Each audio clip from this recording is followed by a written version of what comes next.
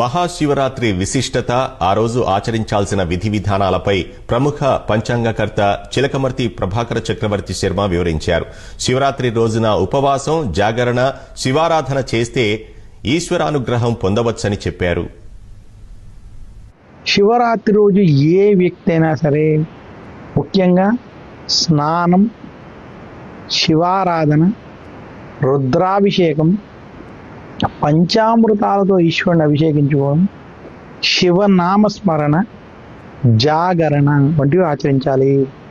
అర్ధరాత్రి 12 గంటలకి లింగోద్భవ కాలం ఏదైతే ఉన్నదో ఆ సమయంలో శివారాధన, శివాభిషేకం చాలా విశేషమైనటువంటి ఫలితాన్ని ఇస్తాయి.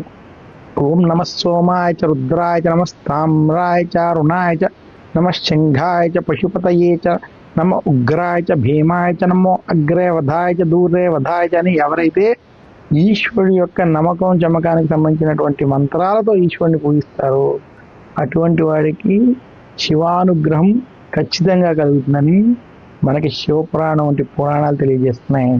మీకు గనక ఆ రోజు కుదిరినట్లయితే ఏదైనా శివాలయానికి వెళ్ళి అభిషేకాలు వంటివి చేసుకోవడం, అక్కడ ధూపదీప నైవేద్యాలు వంటివి చేయడం వల్ల విశేషమైనటువంటి పుణ్యం, శివానుగ్రహం కూడా లభిస్తుందని తెలియజేస్తున్నాను. గుంటూరు